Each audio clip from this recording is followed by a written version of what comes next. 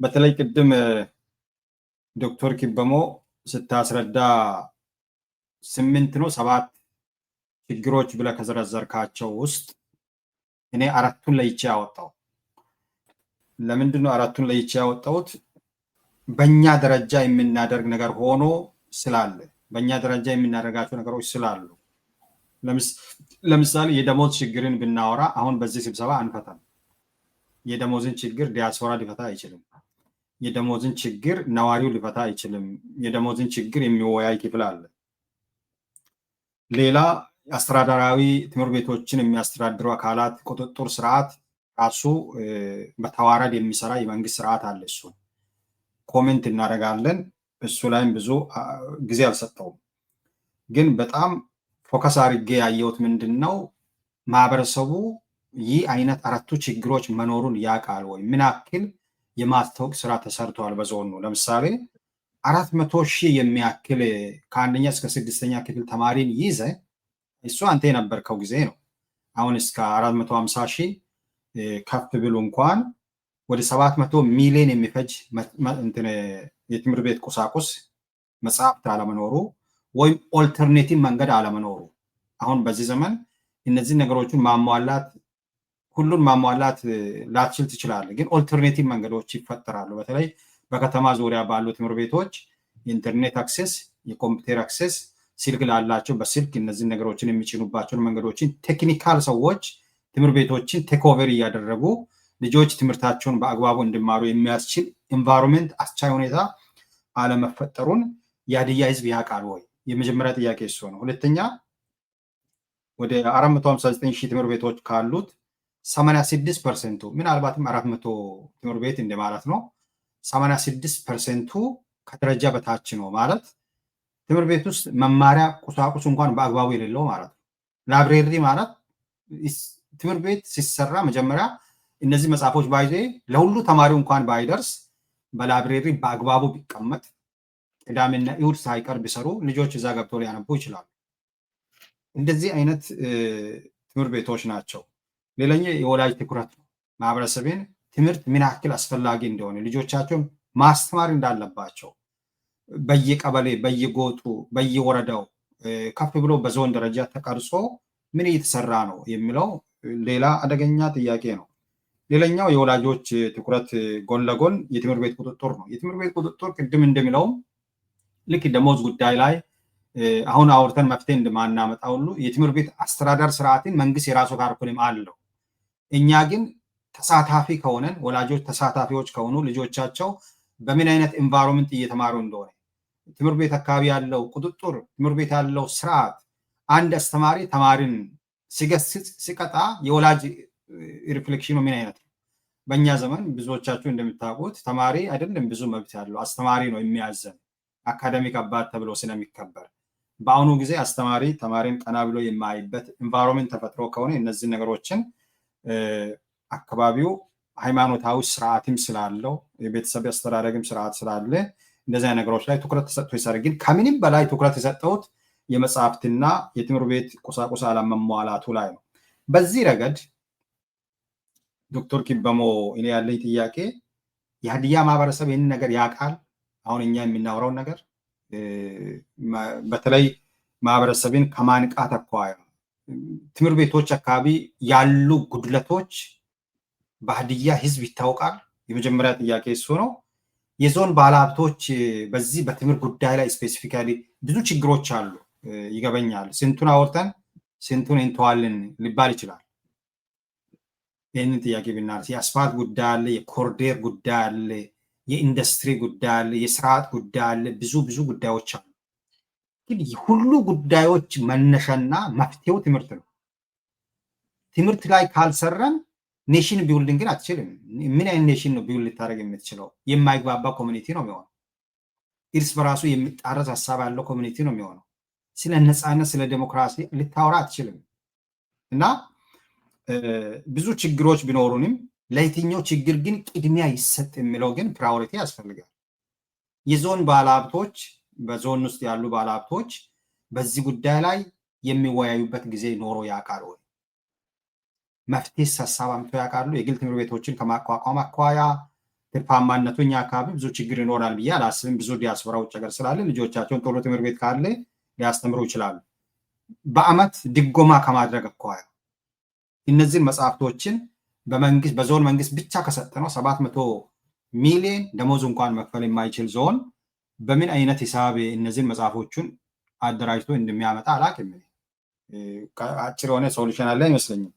ከዚያ አኳያ ባለሀብቶች ምን ያደርጋሉ? የሃይማኖት ተቋማትስ? እኔ የሃይማኖት ተቋማት እኛ አካባቢ ሂውጅ ገንዘብ ያላቸው ናቸው። አንዳንድ አካባቢ በተለይ ከተማ አካባቢ በሚሊዮን ነው በመቶ ሚሊዮኖች የሚሰበስቡ ቤተክርስቲያናት አሉ። የሆነ ሼር ያደርጋሉ ትምህርት ቤትን ከማጠናከር አኳያ፣ ትውልድን ከመቅረጽ አኳያ። ምክንያቱም ሸክሙ እነሱ ጋም ስለሚመጣ። ሌላ ዩኒቨርሲቲው ምን እየሰራ ነው? በዚህ ጉዳይ ምን ተስፋ ሰጪ ነገር አለ? በተለይ ማቴሪያልን ከማሟላት አኳያ ምን እየሰራ ነው? ሌላ የዞን መንግስት የዲያስፖራን ኃይል እኔ አልተጠቀመም ብዬ የሚያምን ሰው ነኝ። በዚህ ሞክረናል የሚል ሰው ካለ እዚህ ሚዲያ እንደገና ኢንተርቪው አደርጋለሁ። እኛ አካባቢ ያለው የዲያስፖራ ቁጥር በጣም ብዙ ነው። ኢትዮጵያ ውስጥ ከፍተኛ ውጭ ሀገር የሚኖር አካባቢ እስካለ አንዱ ሀዲያ ነው። ምናልባትም ያለውን ምንዛሬን ተጠቅመን 10 ዶላር አሜሪካ ውስጥ ያለው 5,000 እና 3,000 10,000 ነዋሪ 10 ዶላር እንኳን ቢያዋጣ የዚህን መጽሐፍ ግማሽ ሊገዛ ይችላል። ግን ኦርጋናይዝ ማድረግ ላይ ደካማ ነን፣ ሞቢላይዜሽን ላይ ደካማ ነን። በዚህ ጉዳይ ስላልተሰራ እዛ መንግስት የሚመድባትን ባጀት ብቻ በመጠቀም ችግርን ለመፍታት ነው እዛ የሚቀመጡት። በዛ በኩል የሚፈታ አይመስለኝም። ውስን ባጀት ነው ያላቸው። ግን ሞቢላይዜሽኑ ላይ ብዙ ስራ እንዳልተሰራ አውቃለሁ። አንተ በፊት ኃላፊነት ውስጥም ስለነበርክ እነዚህ አሁን የነካኳቸው ቦታዎች የዞኑን ማህበረሰብ የማንቃት ጉዳይ፣ የዞን ባለሀብቶችን በዚህ ጉዳይ ላይ ትኩረት ሰጥቶ የራሳቸውን ኃላፊነት እንዲወጡ ከማድረግ አኳያ፣ የሃይማኖት ተቋማት በዚህ ውስጥ ኢንቮልቭ እንዲያደርጉ ከማድረግ አኳያ፣ ዩኒቨርሲቲና አካባቢ በአካባቢያችን አሉ የግልና የመንግስት ኮሌጆች የሚያደርጉት ጉዳይ ሲደመር ዲያስፖራን ሞቢላይዝ ከማድረግ አኳያ የተሰራ ስራ አለ። እንዶ ሰምተህ የምታውቅ በዛ እንጀምር እስቲ። በጣም ጥሩ ጥያቄዎችን ነው ያነሳቸው። ስለዚህ በቅደም ተከተሉ መሰረት ቅድም ለትምህርት ስብራታችን ዋና ምክንያቶች ብለን ካነሳናቸው አንዱ የግብአት ማነስ ነው። የመጽሐፍት ያለመኖር ትምህርት ስርዓቱ ላይ ከፍተኛ የሆነ ችግር ፈጥሯል የሚል ነው አንዱ ምክንያት። ይሄ እኔም በትምህርት መምሪያ በነበርኩበት ሰዓት በተለያዩ መንገዶች የትምህርት ግብአት እጥረት ስለመኖሩ በመረጃ አስደግፌ ነው እያነሱ ያለው፣ አሉባልታም ስላልሆነ ማለት ነው። እና ከቅርብ ጊዜ ወዲህ በተለይም ባለፉት 2 ዓመታት ውስጥ የትምህርት ለትውልድ በሚል ንቅናቄ ከጠቅላይ ሚኒስትር ዶክተር አብይ አንስቶ የትምህርት ግብአትን የትምህርት ቤቶችን የማሻሻል ስራዎች ለመስራት በሀገር ደረጃ ከፍተኛ ንቅናቄ ተደርጓል። ይሄን ንቅናቄ በአካል ተገኝቶም አስጀምሯል ጠቅላይ ሚኒስትራችን። በሀገር ደረጃ በ30,000 በላይ የቅድመ አንደኛ ደረጃ ትምህርት ቤቶችን፣ አንደኛ ደረጃ ትምህርት ቤት፣ ሁለተኛ ደረጃ ትምህርት ቤቶችን ደረጃቸውን የጠበቁ ትምህርት ቤቶችን ለመስራት በአጭር ጊዜ ውስጥም ተሰርቶ እቅድም ተይዟል፣ ስራዎችም ተሰርቷል። ከዛ በተዋረድ ወደ ክልላችንም መጥቶ በክልል ደረጃ የትምህርት ቤት ደረጃን ለማሻሻል ብዙ ስራዎች ተሰርተዋል። የትምህርት ቤቶች ጥገና፣ አዳዲስ ትምህርት ቤቶች ግንባታ፣ ቁሳቁስ የማሟላት ስራዎችም እየተሰሩ ቆይቷል። ከዚህ ጋር ተያይዞ የመጽሐፍት ግብአትን ለማሟላት ምን ስራዎች ተሰርቷሉ ለሚለው ቅድም መነሻ አካባቢ ላይ አንስቻለሁ። በሁሉም አካባቢዎች በተለይም እንደኛ ክልል በሁሉም ዞኖች መጽሐፍትን ለማሟላት ሀብት የማሰባሰብ ንቅናቄ ተደርጓል። የዚህ ንቅናቄ አካል የሆነውን እንደኛ ዞንም በሀዲያ ዞን በ2016 ዓመተ ምህረት ታህሳስ ወር ጀምሮ የሀብት የማሰባሰቢያ ንቅናቄ ፈጥረን በሁሉም ወረዳዎች ባለሀብቶች በተገኙበት የመንግስት ኃላፊዎች አጠቃላይ ማህበረሰቡ የትምህርት ማህበረሰብ ባለበት ሁሉ የንቅናቄ መድረክ ተፈጥሮ ነው ይሄን ያክል ሀብት እንደሚያስፈልግ ትምህርት ቤቶቻችን ላይ የሚማሩ ተማሪዎች ቁጥራቸው ይሄን ያክል ነው በየወረዳው ይሄን ያክል ተማሪ አለ ለዚህን የሚያክል ተማሪ ቢያንስ አንድ መጽሐፍ ለሁለት ተማሪ ለማድረስ ይሄን ያክል ሀብት ያስፈልጋል የሚል እቅድ ቀርቦ ፕሬዘንት ተደርጓል በዞን ደረጃ በወረዳዎች በሁሉም አካባቢ ተደርጎ የሀብት ምንጮችም ጭምር ተለይቶ ስራዎች ሲሰሩ ነበር ከዚህ ጋር ተያይዞ ነው የ58 ሚሊዮን ብር መጽሐፍ አሳትመናል ያልኩት እኔ መምሪያ በነበርኩ ሰዓት በ58 ሚሊዮን ብር 500,000 መጽሐፍ አሳትመናል በቂ ነው ወይ 1/3 ነው ካሰብነው 30% ሀብት ነው የሰበሰብነው በቂ አይደለም ቅድም እንዳልከው የሃይማኖት ተቋማት ተሳትፏል ወይ እንዲሳተፉ በተለያዩ መድረኮች በተለያዩ መንገዶች ንቅናቄ መድረኮች ተፈጥሯሉ ባለሀብቶች እንዲሳተፉ ንቅናቄ መድረኮች ተፈጥሯሉ ምናልባት እዚህ ግልጽ እንዲሆን በደንብ ማንሳት የምፈልገው እንደኛ አካባቢ ለትምህርት ብለህ ሀብት ሲጠይቅ ባለሀብቱ በድፍረት መናገር የሚፈልገው ለትምህርት ቤት ሀብት አፍሶ ትምህርት ቤቶችን ደረጃ ለማሻሻል መጽሐፍት ግብአት የመጽሐፍ ግብአት ለማሟላት የሚሰሩ ጥቂት ናቸው በብዙ መድረኮች አንስተናል በአንዳንድ አካባቢዎች ላይ ሲተዱ አንድ ባለሀብት ለአንድ ወረዳ ትምህርት ቤት መጽሐፍ አሳትሞ ሲያቀርብ እንደኛ አካባቢ እንደዚህ አይነት ልምድ የለውም መድረክ ላይ አውሩ ቢባሉ መድረክ ላይ ከ2 እና ከ3 ሰዓት በላይ ያወራሉ ሀብት አሰባስበን ለአንድ ትምህርት ቤት መጽሐፍ እናሳትም ብትል 5,000 አምጥቶ አይሰጥም እንደዚህ አይነት ነገሮች አሉ ለምን እንደሆነ አላውቅም በተለይም ከትምህርት ቤት ጋር ተያይዞ ያለው ጉዳይ ላይ ቅድም ዶክተር ታመና አንስታል ከዲያስፖራ ጋር ተያይዞ እኔ ቅድም ያቀረብኩት ሪፖርት በቂ ነው ትላንትና አንተ አንደኛ ደረጃ ትምህርት ቤት የተማርከው ትምህርት ቤት ከደረጃ በታች መሆኑን ካወቀው እኔ ላንተ ወይም ለሌሎቹ መድረክ አዘጋጅቼ መጥራት የለብኝም ያን ትምህርት ቤት ነው ሄዶ መደገፍ ያለው እኔ ለምሳሌ ግንብቹ ሄጄ እንድደግፍ የጠረኝ አካል የለም ትምህርት ቤቱ መውደቁን ተማሪዎች ከዛ ትምህርት ቤት መውጣት አለመቻላቸውን 12ኛ ክፍል ውጤት ማሽቆልቆሉን ስላየው ነገ እኔን የሚተካኝ ትውልድ ከዛ እንዲወጣ ስለምፈልግ በጉልበቴ በገንዘቤ በጊዜ በሁሉ ያንን ለመስራት የራስን ጥረት አደርጋለሁ ኃላፊነት ኖሮኝም ኃላፊነት ሳይኖረኝም አሁን ማምር ሆኜም ይሄንን እያደረኩ ነው ያለው ነገ የነገን ትውልድ ለማዳን የነገ ትውልድ የኛን አደራ እንዲረከብ ይሄን ሀገር እንዲረከብ የተማረ ዜጋ እንዲፈጠር ሁላችንም የበኩላችንን ማድረግ ያስፈልጋል ትምህርት ላይ ለመስራት ብዙ ቅስቀሳ አያስፈልግም ዞር ብለን ማየት ነው እኔ የወጣሁበት ትምህርት ቤት ላይ ተማሪ እየወጣ ነው ወይ የሚለውን ነገር ማየት ያስፈልጋል ብዙ ሙከራ ስላደረግን ነው በዚህ ረገድ ፊት እስኪገርፈን ድረስ ብዙ ስራዎች ተሰርቷል ከዚህ ጋር ተያይዞ በክልል ደረጃ ይህ ንቅናቄ ተደርጎ መጽሐፍት ግብአት ለማሟላት ሰፊ ስራዎች ተሰርቷል ግን ሀዲያ ህዝብ አንድ መጽሐፍ አንድ ሰው ቢገዛ አይደለም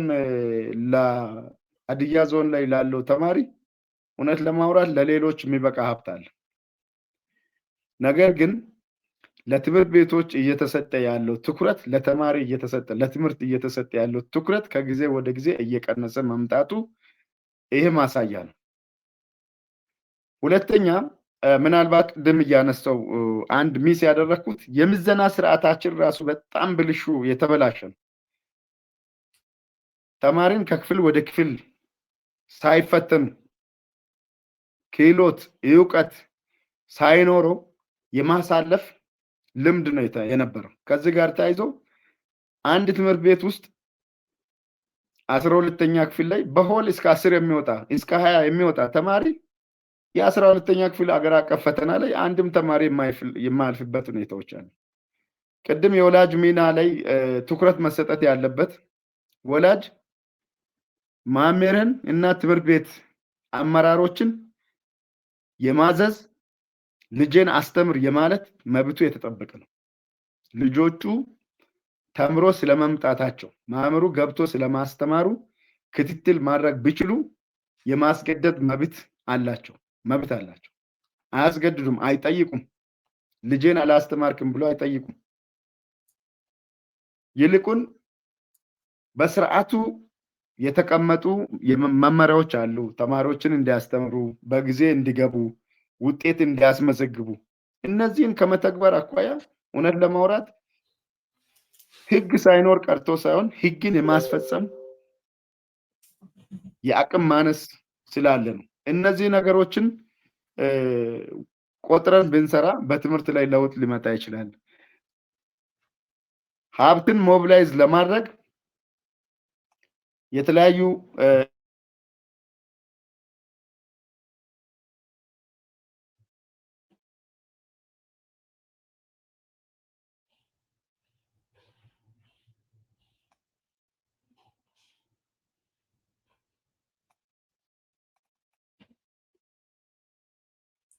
አለ ዶክተር ግበሙ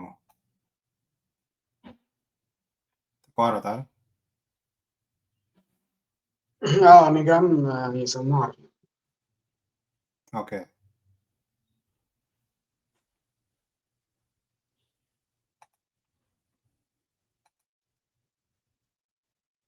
ኦኬ እየጨረሰን ነው። በእርግጥ ወደ መጨረሻዎቹ አካባቢ ነው ያለነው።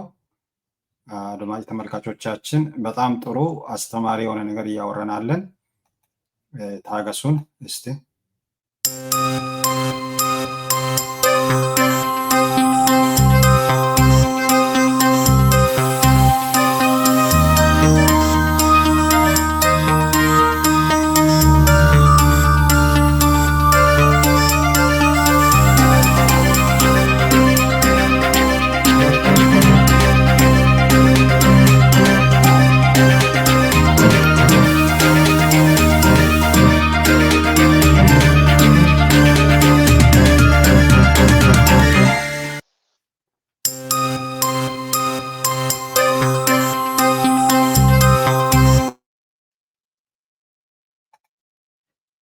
ዶክተር ግበሙ ተመለስ? አዎ ተመልሻለሁ። ይቅርታ ኢንተርኔት ተቋርጦብኝ ነው። እየጠቀለልኩ ነው። ያ ጠቅለል። የትምህርት ቤቶችን ደረጃ ከማሻሻል አኳያ የተሰሩ ስራዎች አሉ። በቂ አይደሉም። በየትምህርት ቤቶቹ ባይዞ ቀድሞ ተሰርቶ እኔም እናንተም ስንማር በጣም ደረጃውን የጠበቀ ትምህርት ቤት የነበረው በጊዜ ሂደት አርጅቶ ካለመታደሱ የተነሳ ከደረጃ በታች የሚሆንበት ሁኔታዎች ይኖራሉ። በጣም ጥቂት ግብአቶችን በማሟላት ደረጃዎቻቸውን ማሻሻል ሲቻል በቸልተኝነት ትምህርት ቤቶች ከደረጃ በታች የሚሆኑበት ሁኔታዎች አሉና ይህንን ቆጥሮ ከመስራት አኳያ የድርሻዎቻችንን መወጣት አስፈላጊ ነው የሚል ሀሳብ አነሳለሁ። ለምሳሌ ሀዲያ ዞን ላይ ቅድም እንዳነሳሁት ነው። አንደኛ ደረጃ ትምህርት ቤቶች 460 በላይ ትምህርት ቤቶች 459 በላይ ትምህርት ቤቶች አሉ። ይሄ እኔ በነበርኩበት ሰዓት። ሁለተኛ ደረጃ ትምህርት ቤቶች ከ86 በላይ ሁለተኛ ደረጃ ትምህርት ቤቶች አሉ። እነዚህ በየቀበሌው የተከፈቱ ትምህርት ቤቶች እውነት ለማውራት ደረጃቸውን ያላሟሉ ናቸው ስንል በየቀበሌው መከፈቱ ራሱ አንዱ ለደረጃ መጓደል ምክንያት ነው። በቅርበት ልጆች መማር አለባቸው። ነገር ግን በየቀበሌው የተከፈተበት መንገድ የትምህርት ተደራሽነትን ለማረጋገጥ ሳይሆን ባላስፈላጊ ፉክክሮች በየሰፈሩ ወንበር በሌለበት፣ ግቢ በሌለበት፣ መጽሐፍት በሌለበት፣ ኢንተርኔት በሌለበት፣ እነዚህ ግብአቶች የህንፃ በሌለበት የተከፈቱ ትምህርት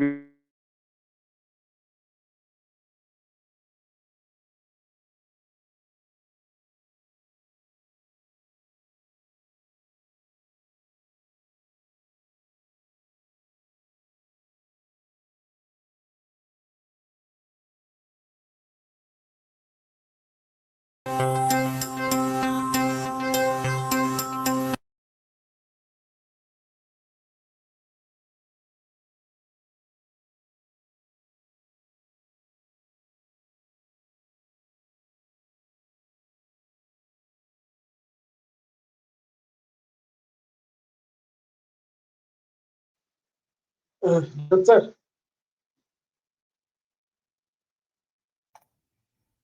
ድምፄ አይሰማም ነበር፣ ሚውት አድርጌ ነበር።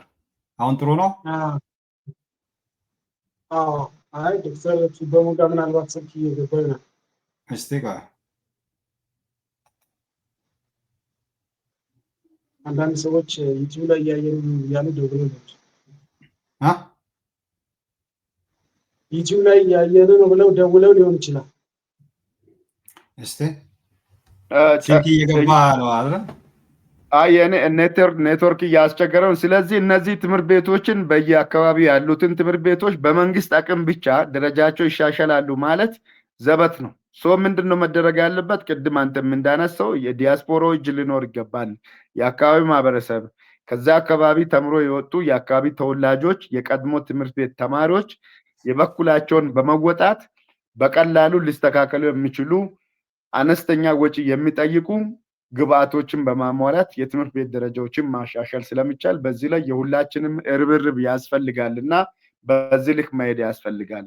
በሁሉም ነገር ላይ በትምህርት ቤት ደረጃ፣ በደሞዝ፣ በትምህርት ጥራት፣ በሁሉም መንግስትን እየወቀስን ለውጥ ማምጣት ስለማንችል ከመንግስት ጎን በመሆን ትምህርት ቤቶችን ለማሻሻል ውጤት ለማስተካከል መስራት አለብን፣ የድርሻችንን መወጣት አለብን የሚለውን ሀሳብ ነው ማነሳው። ምናልባት ቅድም ካነሳው አኳያ እንደ ዋቸሞ ዩኒቨርሲቲ እና ሌሎች ተቋማት ምን እየሰሩ ነው የሚለው ነገር አንስታል። በዚህ ላይ የ12ኛ ክፍል ተማሪዎች ውጤትን ለማሻሻል ዋቸሞ ዩኒቨርሲቲ በየአመቱ የቲቶሪያል ድጋፍ ይሰጣል። በመምህራኖችም እንዲሁም በተማሪዎች በተመረጡ በሃይ ስኩል ባሉ በተሻሉ መምህራን አማካኝነት የቲቶሪያል ድጋፍን ይሰጣሉ። በቂ አይደለም። እንደ አንድ ትልቅ ተቋም አካባቢው ላይ ተማሪዎች የተሻለ ውጤት አምጥቶ ወደ ዩኒቨርሲቲ ካልመጡ ዩኒቨርሲቲውም በቂ ተማሪ ካላገኘ ዩኒቨርሲቲ ሆኖ የመቀጠል ህልውና አዳጋች ነው የሚሆነው። ለዚህ ዩኒቨርሲቲዎች ወረድ ብለው ወደ ሁለተኛ ደረጃ ትምህርት ቤቶች ደርሰው ተማሪዎችን ደግፈው ወደ ዩኒቨርሲቲ እንዲገቡ ከማድረግ አኳያ የተሰሩ ስራዎች እንደ ዋቸሞ ዩኒቨርሲቲም ጥቂት ነው፣ ነገር ግን ጅምር ስራዎች አሉ። ይህንን ማስቀጠል ያስፈልጋል። ሁለተኛም የቲቲሲ ወይንም የሆሳና መምህራን ኮሌጅ ለ8ኛ ክፍል ተማሪዎች በየአመቱ ቲቶሪያል ድጋፍ ይሰጣሉ። ይሄ ለሁሉም ተደራሽ ነው ወይ? አይደለም። ሆሳናና ዙሪያ ላይ ያሉ ተማሪዎች ላይ ድጋፍ ይሰጣሉ። ነገር ግን ለሁሉም አካባቢዎች ተደራሽ በሚሆን ልክ ሀብትን አሰባስቦ የሰው ሀብትን የባጀት አቅምን አሰባስቦ በትምህርት ላይ ቢሰሩ ወደ ዩኒቨርሲቲ ወደ ከፍተኛ ትምህርት ተቋማት የሚገቡ ተማሪዎች ቁጥር ሊጨምር ይችላልና የከፍተኛ ትምህርት ተቋማት ሚናቸው በጣም ከፍተኛ ነው የሚለውን ሀሳብ ለማንሳት ፈልጌ ነው ከዚህ ጋር አያይዤ።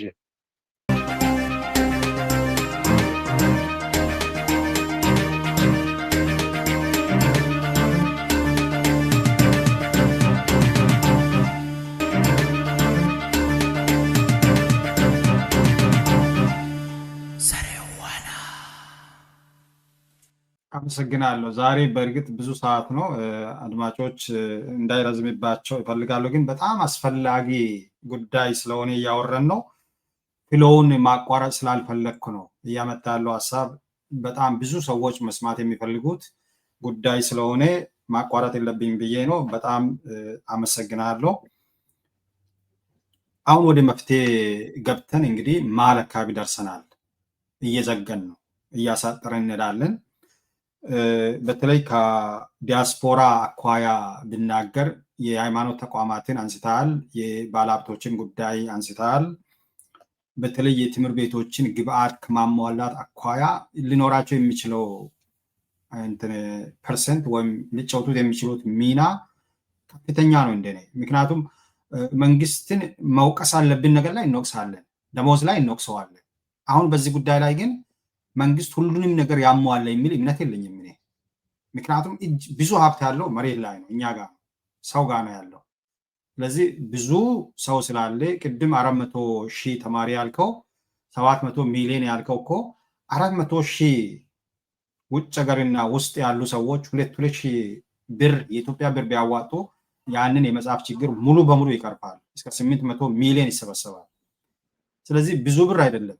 ያንን ዝቅ አድርገው እንኳን ውጭ ሀገር አሉት ከዛ በላይ 5,000 ያዋጡ ብትል የሀገር ቤቱን ግማሽ ብታረግ 300 ሺህ ቢያዋጣ የትምህርት ቤት ቁሳቁስ የሚባል መጽሐፍ ጉዳይ ታሪክ ይሆን ነበር። ሞቢላይዜሽን ትልቁ እሹ ነው እዚህ ውስጥ። ወደ የራሳችን ትምህርት ቤት እንመለስ ከተባለ ለብዙዎቻችን ቀላል የማይሆነው ምንድነው? ከ20 ዓመት በላይ ከዛ አካባቢ ወጥተናል። እነዛ ትምህርት ቤቶች ይኖሩ ከዛ በኋላ እኮ 5-10 ትምህርት ቤት ተገንብተዋል። ምናልባትም እኛ የተማርናቸው ትምህርት ቤቶች ተቀይሮ ማለት ነው አናቅም ፎርዛማት።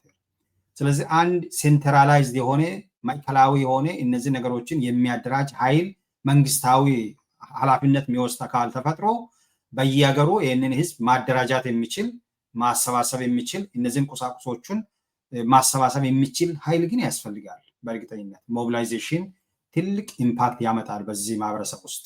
ስለዚህ ትምህርት ከሌለን ለእኛ ምንም የለንም። ያለን ሪሶርስ ትምህርት ነው። ድሮ ሰውን አስተምረን አሰልጥነን ነው ወደ ሌላ ወደ ስራ እንኳን የምናሰማረው። ስራ ወዳት ይሁን አሁን በየሚዲያ ወጥቶ የሚሳደብ ኃይል ከየት የመጣ ይመስላችኋል? ስርዓት አልባይነት ከየት የመጣ ይመስላችኋል?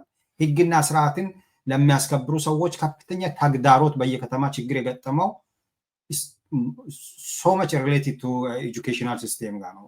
ሰዎች ካልተማሩ ስለ ህግና ስርዓት ማውራት አንችልምና ይህንን አደጋን በማስረዳት የሃይማኖት ተቋማት የሚሆን የዲያስፖራ አካላት በትምህርት ጉዳይ ላይ አንድ ዓመት ስራችን ነው ብሎ ቢሰሩ ይህንን ችግር መፍታት ይችላሉና ወደፊት ምናልባት ይህንን የሚያደራጁ የመንግስት አካላት ጋራ በቀጥታ የሚያወራበት እድል ይኖረኛል ብዬ አስባለሁ። ምክንያቱም ሞቢላይዜሽን will change the game ምንም ጥያቄ የለውም። አሁን እኛ ብዙ ነን ውጭ ሀገር ያለ ነው። ጥቂት ነገር ብንሰጥ እያንዳንዳችን ይህንን ችግር በዞን ደረጃ ይፈታል። ወንድሞቻችን ህፃናቶቻችን ተስፋ ያላቸው እኛ ላይ ነው።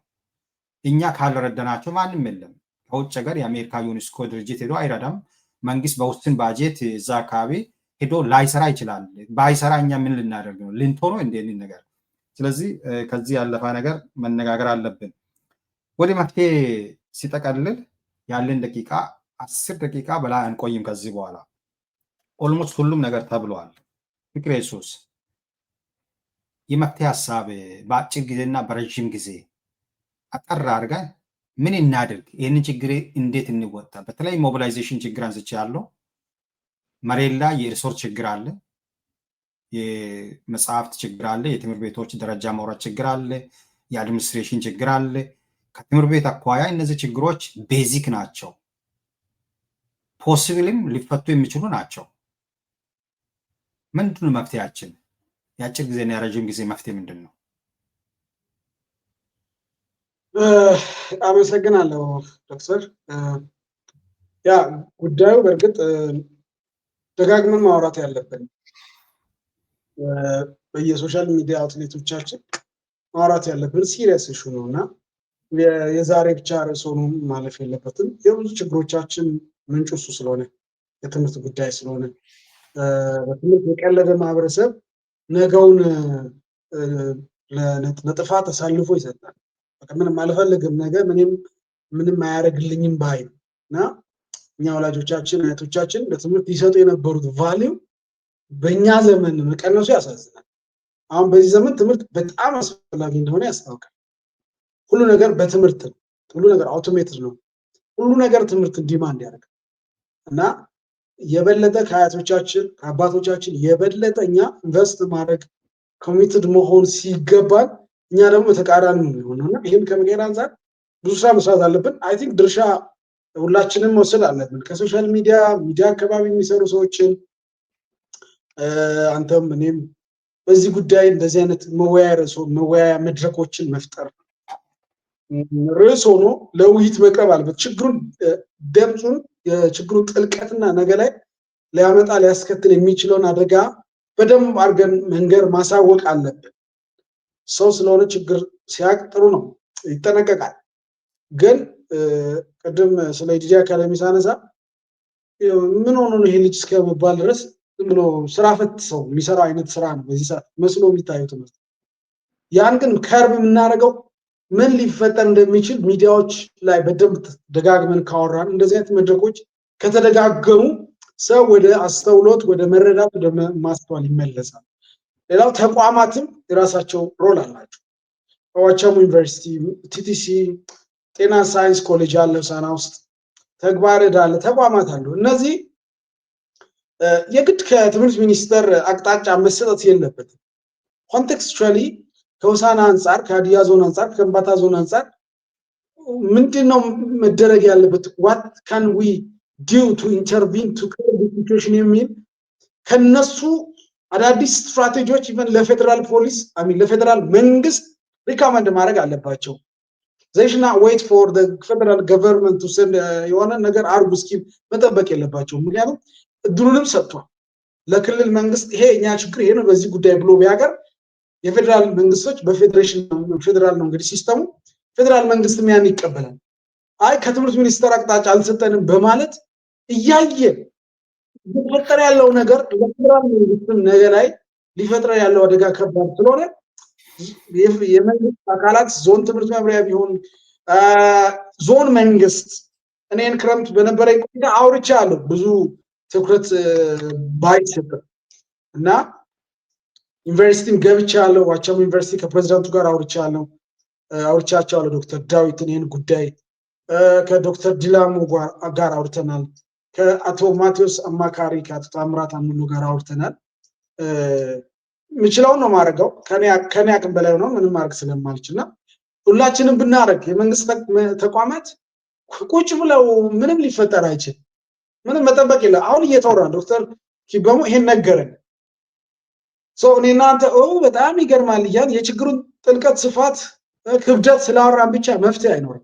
ተነስተን መስራት አለብን። መንግስት በዚህ ጉዳይ ከትምህርት ተደራሽነት ከኤክስፓንሽን ባለፈ ኳሊቲ ላይ እንዴት እንቀይር በሚል ጉዳይ ሰፋፊ አውደ ጥናቶችን ሰፋፊ ሪሰርቾች ፓነል ውይይቶችን አቅርቦ ምንስ እናድርግ ብሎ ነን ገቨርንመንታል ኦርጋናይዜሽን አፕሮች ማድረግ ሊሆን ይችላል፣ መንግስትን ማናገር ሊሆን ይችላል፣ ፌደራል መንግስትን ማለት ነው።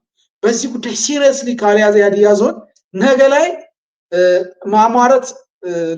ማሟረት ነው እንዳይባልብኝ ግን ሐኪም ከሌላ አካባቢ ሊቀጠር ይችላል። አይ ዶንት ሚን ሌላ አካባቢ መሄድን እንትን እያልኩ አይደለም፣ ግን እጥረት ገጥሞ እዚህ የተማረ ሰው ስለሌለ አማካሪ አካውንታንት ስለሌለ ኢኮኖሚስት ስለሌለ ተብሎ እንደዛ እንዳይፈጠር ትላንት በየዩኒቨርሲቲው የሰቀለ ማህበረሰብ በየዩኒቨርሲቲው ሰቃይ የነበረ በየትኛው ዩኒቨርሲቲ በዚህ ሰዓት ብትሄድ ከትልልቅ የዓለም አቀፍ ተቋማት እስከታችኛው ሎካል ድረስ በምሁራን የተሞላ ማህበረሰብ ከዓመታት በኋላ ግን ተቃራኒ እንዳይሆን ለዚህ የዞን መንግስት የዩኒቨርሲቲ ተቋማት የትምህርት ተቋማት ሁላችንም ማድረግ ያለብን ነገር አለ። ሌላው በግለሰብ ደረጃ እኔ ነው ስንት ሰው እየሰማው እንደሆነ አላውቅም። ዝም ብሎ የሚዘንብ ነገር የለም፣ ዝም ብሎ የሚመጣ ነገር የለም። እየሄድን ያለበት መንገድ ልክ አይደለም። እኛ አካባቢ በጣም ሃይማኖተኛ ማህበረሰብ ስለሆነ ባይብል እንደው ትንሽ ላውራ ሳይሆን ትንሽ ለኤፌሶን ቤተክርስቲያን ከየት እንደወደቅሽ አስቢ ይላል። የት ነበርን? where are we now and where are we heading to? የት እንደነበርን ግልጽ ነው። አሁን የት እንዳለን ያስታውቃል። ዶክተር ታመነ ቅድም እያወራ ነበር። ቲክታክ ላይ እኮ ወጣው ለጆሮ የሚሰቀጥ ንግግር የሚናገሩ ወንድሞችና እህቶች ታናናሾች አሉ። እኛ ተጠያቂዎች ነን ለነሱ። ወላጆች ተጠያቂ ናቸው። ምን ነበር ያስተማራቸዋቸው እነዛን ልጆች? ምን ብላቸዋቸው ነው ዛሬ ቲክታክ ዳታ ሲያገኙ የለቀቁት? መቼስ እዛ ሄዱበት ሀገር የሰሙትን አይደል። ትምህርት ቤት ቅድም ዶክተር ኪበሞ ያወራ እንደነበር ከትምህርት ቤት ሲመጡ ደብተራቸውን ታያላችሁ፣ ስንተኛ ክፍል ትላላችሁ፣ ፈተና እንዴት ትላላችሁ፣ ሚኒስትሪ ትላላችሁ፣ ሆምወርክ ትከታተላላችሁ። በእነሱ የትምህርት ደረጃ ላትሆኑ ትችላላችሁ። አትሊስት ግን አባትነት ወላጅነት ግን ማዘዝን ይሰጣል። መቆጣትን መከታተልን መብታችሁ ነው። ትከታተላቸዋላችሁ ወይስ የሆነ ሀገር ሄዶ ይረዳኛል ይጦረኛል ነው? ይጦራል። ኦብቪየስሊ ጥሩ ነው ወላጅን መድረግ። እሱሳ ነገ ላይ ይሄ ልጅ አግብቶ ሚስቱን እንዴት ነው የሚመራው? ልጆቹ እንዴት ነው የሚያሳድገው? ፊደል እኮ አያነብም። ቤት ሊሰራ ይችላል፣ ህንፃ ሊገነባ ይችላል፣ መኪና ሊኖረው ይችላል፣ እንትን ሊኖረው ይችላል፣ ምንም ነገር ይኑረው። የትም ሀገር በሄደ ቁጥር ግን እውቀት ጠቃሚ ነው፣ እውቀት ያስፈልገዋል። ያን እውቀት በማጣቱ ተገለዝቤ እውቀት ከማጣት የተነሳ ጠፍቷል የሚለው እና እውቀትን ለምንድን ነው ዝም ያላችሁት? አባቶች ለምንድን ነው እናቶች ዝም ያላችሁት? ለምንድን ነው ትምህርትን የናቃችሁት? ለምንድን ነው ገንዘብ ብቻ የትም ፍጪው ዱቄትን አምጪው ብቻ የሆነው? የትም ፍጪው ህንፃ ብቻ ስሪ፣ የትም ፍጪው መኪና ብቻ ግዛ፣ የትም ፍጪው ለኔ በየወሩ የሆነ ብር ላክልኝ እንጂ የትም ፍጪው ለምን ሆነ? ለምንድን ነው ለልጆቻችሁ ማታዝኑት? እነዚህ ልጆች እኮ አልተማሩም። እነዚህ ልጆች እኮ ፊደል ማንበብ አይችሉም። እነዚህ ልጆች እኮ እንደ ሰው ያን ኢንተርቪን ለማድረግ let's all work together የሆነ የሁለት ሰው የአንድ ሰው ስራ ብቻ ብለን ይሄን ጉዳይ ደግሞ የሚያወሩ ሰዎችን ምንድን ነው ልጅ ምናምን እያል መቀጠል የለብንም። የኔጌቲቭ ኢምፓክቱን ሁላችንንም ነው የሚያጠቃል። ፖዚቲቭሊም ደግሞ በጎ ቢሆን የተማረ ማህበረሰብ ከዚህ በላይ ቢሆን በየሄደበት በያለበት ዳያስፖራው አካዴሚካሊ ኤክሴል ቢያደርግ ፕሮፌሽናል ስራዎችን ቢሰራ በሄደበት ጥሩ ኑሮ ቢኖር ደግሞ እኛም ደግሞ እንጠቀማለን in one or the other way እና ከዚህ አንፃር አንድ የመጨረሻ ሐሳቤ አውርቻለሁ ከቀደም ከማወራቸው ሰዎች ጋር ባለስልጣናት ካወራቸው ነገርና እነሱም እንደ ሐሳብ የተስማማነበት ነገር ዳያስፖራን የሆነ ላይክ ባለፈው ወባ ነበር ሻሾጎ አካባቢ ዳያስፖራ የሆነ ነገር ከማለት ሁሌ የሚሰራ in between the diaspora community and the local community serve የሚያደርግ አንድ ላይዘን ኦፊስ በክልል ቢሆን በማዕከላዊ ኢትዮጵያ ቢሆን ወይ በዋቸሞ ዩኒቨርሲቲ ስር ቢሆን ወይ በሀዲያ ዞን ቢሆን የሆነ ኦፊስ ግን ሊገባ ይገባል። we believe that በጣም ግልጽ የሆነ ብቁ በቂ የሆነ ቁጥር የሚታወቅ ያህል ቁጥር ከሀገር ውጭ አለ። ይሄ ደግሞ ሀገር ወዳድ ነው። አንድ ሰው ደቡብ አፍሪካ ያለ ሰው የደቡብ አፍሪካ ፖለቲክስ ፕሮባብሊ በጣም ትንሽ ነው የሚሰማው። የሀዲያ ዞንን የኦሮሚያ ክልል የኢትዮጵያ ክልል በጣም ይሰማል። ያ ማለት ምንድነው? ልቡ እዛ ነው፣ ሀገሩን ይወዳል። ስለዚህ ልቡ እዛ ነው፣ ሀገሩን መርዳት ይፈልጋል፣ መርዳት ይመኛል። እንደዚህ የሚመኝን ማህበረሰብ እዛ ካለው ጉዳይ ጋር የመጽሐፍ እጥረት ኖሮ ትምህርት ቤት ምናምን እንደዚህ ፈርሶ በተለያዩ አካባቢ ያለን የአሜሪካውንም የዩናይትድ አረብ ኤሚሬትስንም የሳውዝ አፍሪካውንም ሊንክ አፕ የሚያደርግ መሀል ላይ ብሪጅ ሆኖ ሰርቭ የሚያደርግ ላይዘን ኦፊስ ኖሮ ይህንን ስራዬ ብሎ የሚከታተል ተቋቁሞ የትምህርቱን ጉዳይ ቢሆን ሌሎችን ማህበራዊና ኢኮኖሚያዊ ፖለቲካዊ ጉዳዮችን ቢሆን የሚከታተል ግን ራሱን የቻለ ተቋም ካልተመሰረተ የሆነ አድሆክ ኮሚቴ የተቋቋመ ጊዜያዊ ኮሚቴ የተቋቋመ የሆነ ስራ ይሰራል፣ ይጠፋል። እንደገና ደቡብ አፍሪካ ልጆችን ኮሚቴ ይመጣል። እንደዛ ሳይሆን ተከታታይ ስራ ብሎ የሚሰራ ግን አንድ ላይዘን ኦፊስ ግን ስታብሊሽ ቢደረግ ብዙ ነገሮችን አውትሶርስ እንድናደርግ እውቀት ቢሆን ገንዘብ ቢሆን ኤክስፒሪየንስ ቢሆን ያየናቸውን እዚህ ሀገር የምንመኛቸውን ወደዛ አውትሶርስ እንድናደርግ የሚረዳ አንድ ብሪጅ የሚያደርግ አንድ ተቋም ወይም ደግሞ አንድ ኦፊስ ቢቋቋም እላለሁ። በተረፈ እንግዲህ የመጨረሻው ነው መሰለኝ። በመጨረሻ ማመስገን የምፈልገው ሰው ስላለ ምናልባት የመጨረሻው ከሆነ ላመስግን እሰጣለሁ። መጨረሻ ላይ ኦልሞስት 1 ሰዓት ከ53 ደቂቃ አውርተናል። በሚቀጥለው 2 ደቂቃ ዶክተር ኪበሞ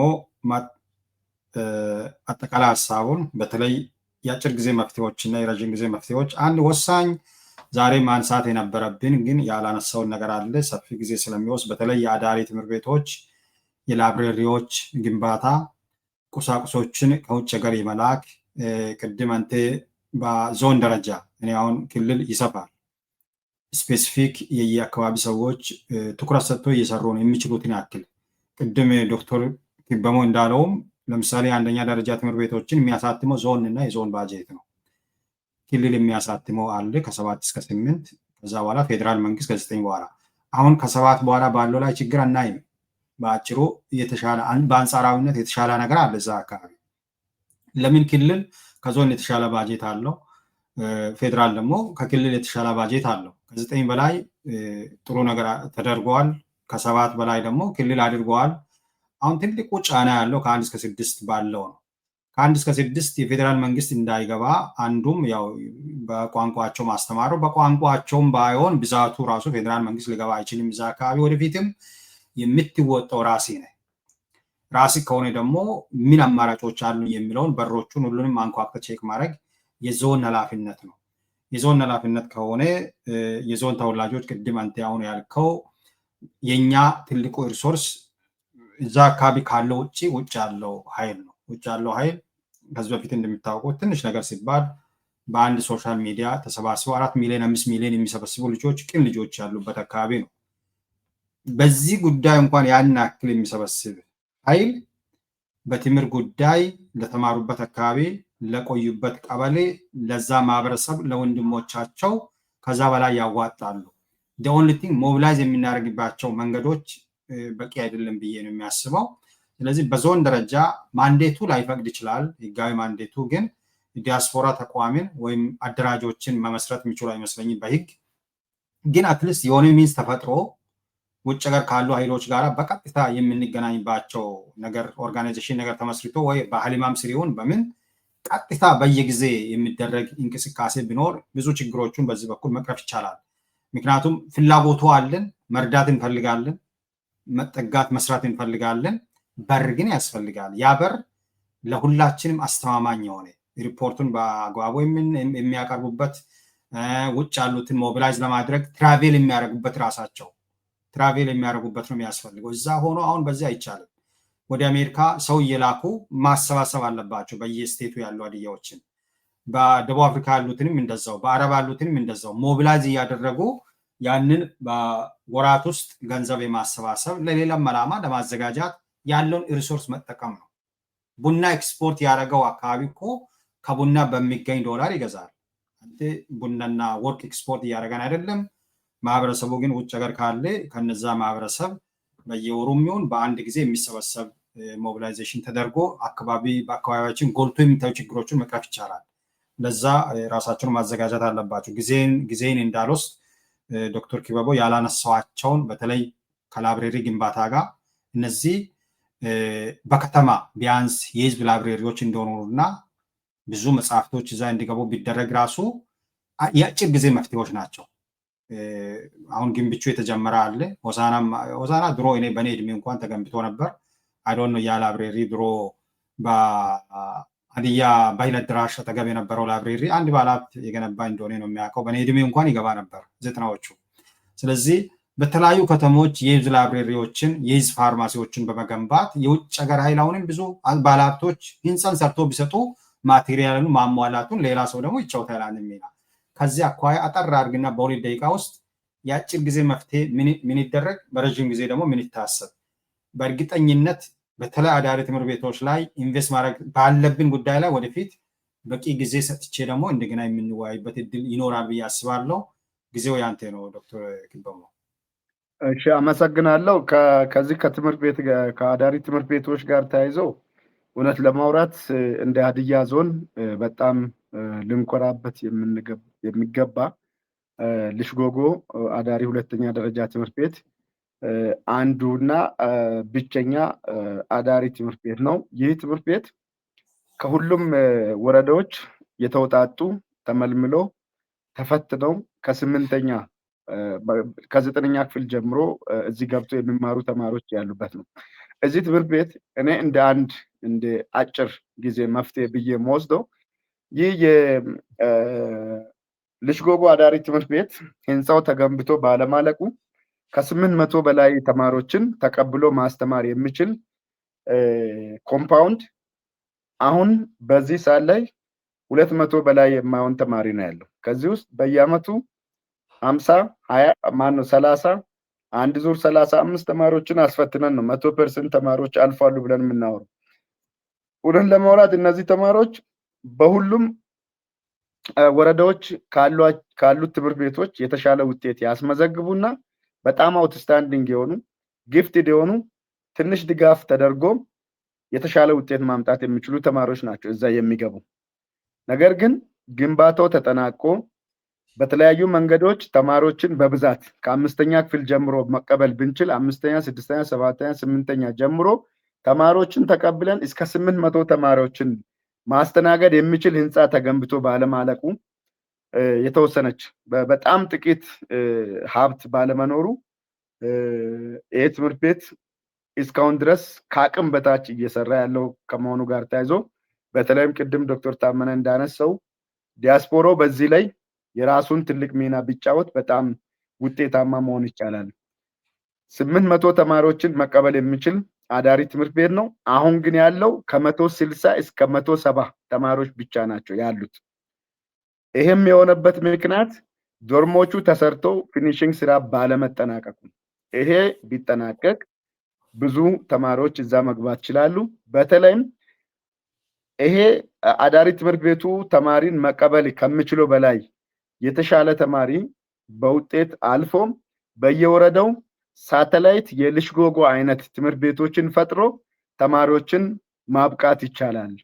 ሞዴል ትምህርት ቤቶችን በየወረዳ በመፍጠር ተማሪዎች እዛው የተሻለ ውጤት አምጥቶ ዩኒቨርሲቲ መግባት የሚችሉበት እድል ማመቻቸት ይቻላል። እሱ ላይ በደንብ መስራት ያስፈልጋል የሚል አንድ ሐሳብ ነው።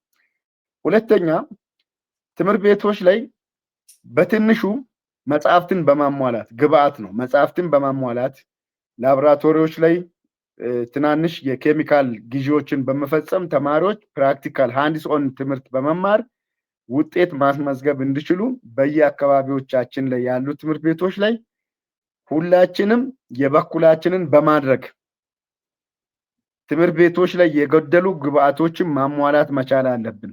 ለምሳሌ ግንብቹ ሁለተኛ ደረጃ ትምህርት ቤት ላይ በጣም ሰፊ መሬት አለው።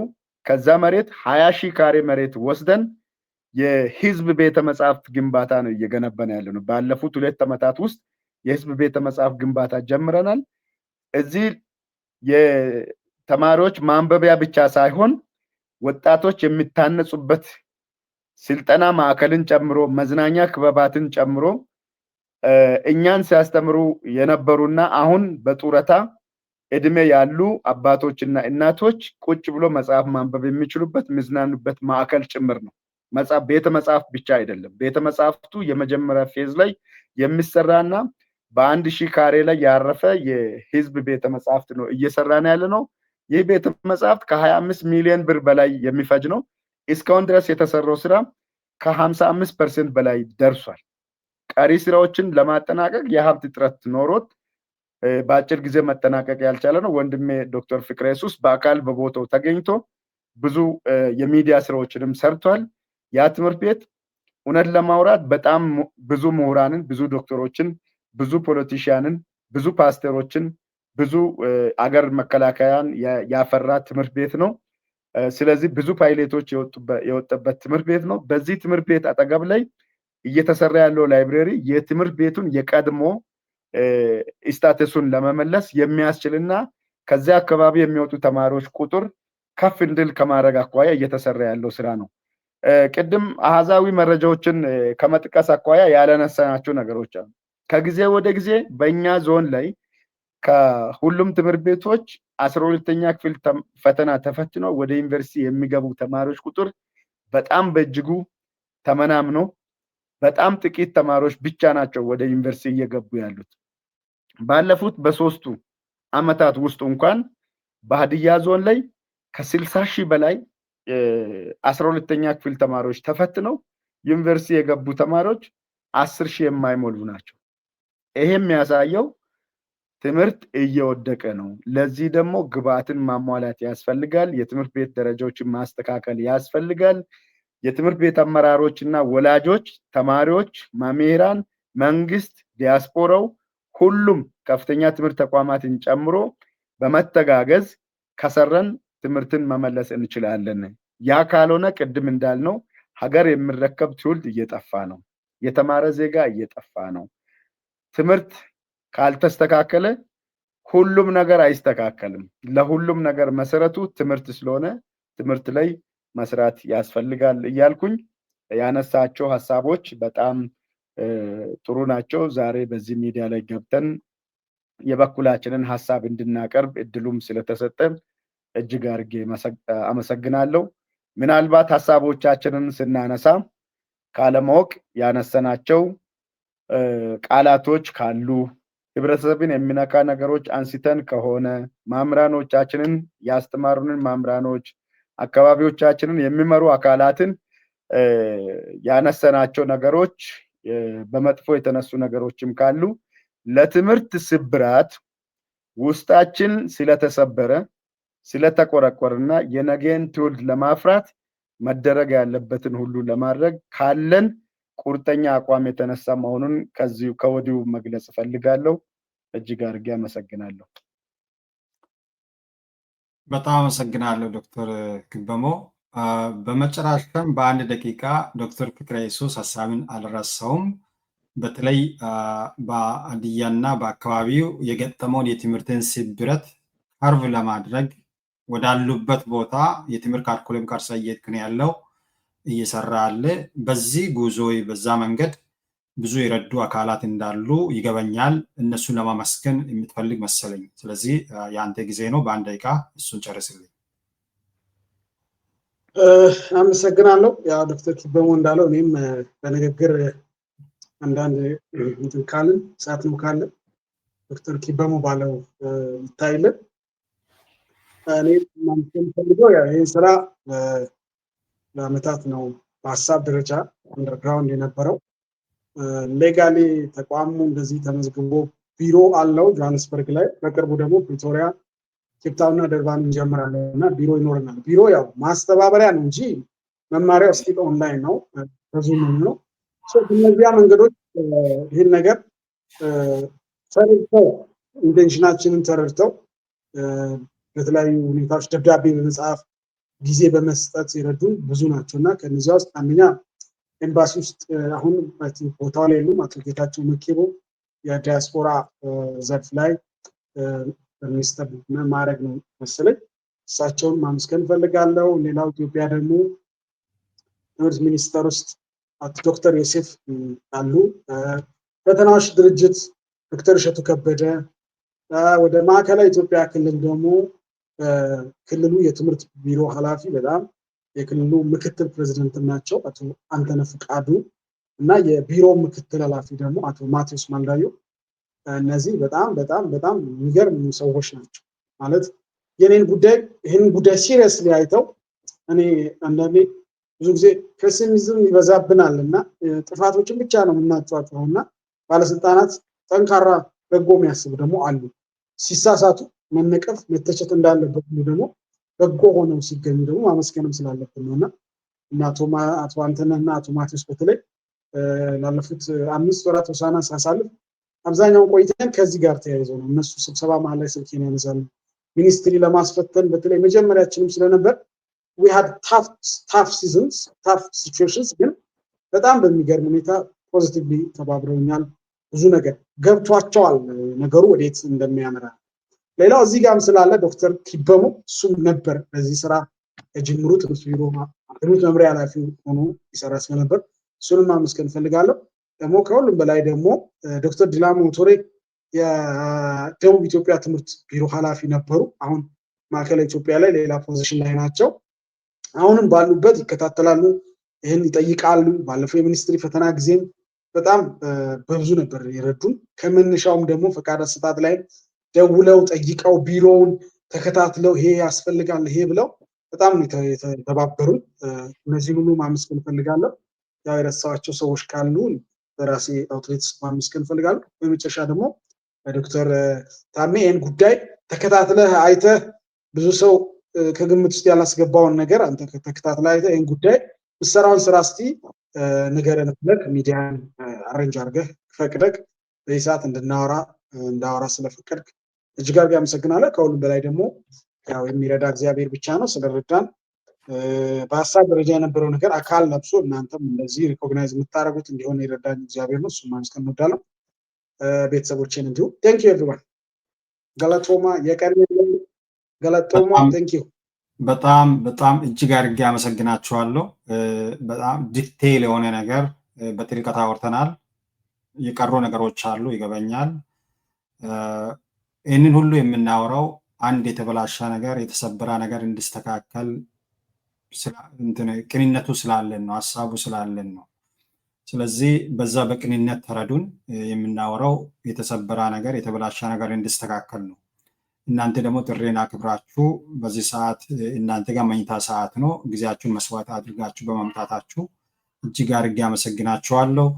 በሚቀጥለው ጊዜ ምናልባት በአድማጮች በኩል የሚነሱ ጥያቄዎች ካሉ እንደገና የሚጠራችሁ ይሆናል። ለጊዜ ቴንክ ሶ ማች። መልካም ጊዜ። አመሰግናለሁ። ቴንክ ዩ። መልካም ጊዜ።